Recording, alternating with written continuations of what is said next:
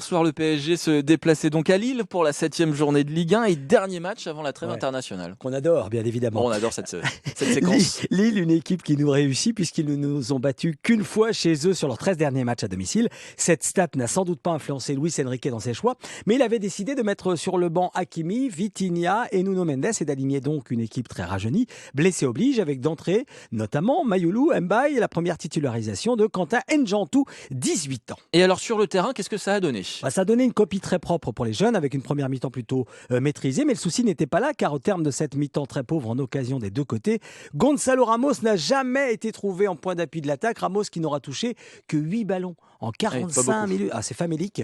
Côté offensif, il a d'ailleurs fallu attendre, et c'est un record là, 29 minutes et 50 secondes pour que les Parisiens tentent leur premier tir pour un 0-0, logique à la pause donc. Et comme on repartait sur le même tempo en deuxième mi-temps, le coach n'a pas traîné à coacher, avec dès la 58e minute, 3 changements d'un coup, sortie de Mayulu, Barcola, Mbaye, remplacé par Vitinha, Nuno Mendes et Hakimi. Choix payant, puisqu'à la 65e minute, Nuno Mendes nous gratifiait d'une merveille de coup franc pour débloquer la situation. Une frappe lointaine, puissante, enroulée de l'intérieur du gauche. Un missile, un bijou pour le meilleur latéral gauche du monde. Avec nos 3 entrants pour gérer cette petite avance, on se dirigeait donc vers un succès sans être trop inquiété, jusqu'à la 86e minute. Et une mauvaise relance de Zabarni qui profite à Mbappé.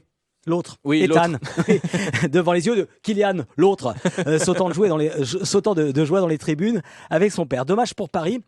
Sur la frappe de Mbappé, Chevalier est masqué, le ballon passe entre les jambes de Beraldo, Chevalier qui n'est pas décisif face à son ancien club.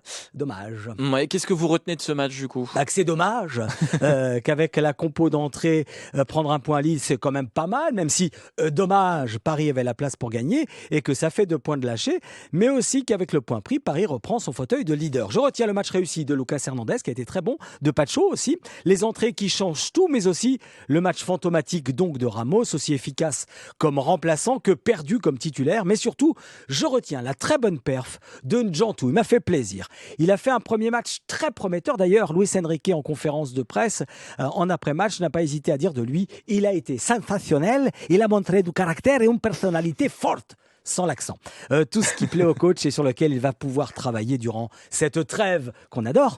Et le départ de tous ces internationaux jusqu'au vendredi 17 octobre. Donc, le retour de la Ligue 1 avec la réception de Strasbourg. Dans 11 jours. 11 jours. Bon, c'est trop long. Bah oui, c'est trop long, mais ce PSG Strasbourg, vous pourrez le suivre évidemment sur votre radio locale ici par Île-de-France avec toute la team PSG qui sera présente. Bruno Salomon, Eric Rabé-Sandratana et Pierre Clément. Merci beaucoup en tout cas, Miguel de Rennes. Et à demain pour un nouveau 100% PSG. C'est tous les matins, 8h40.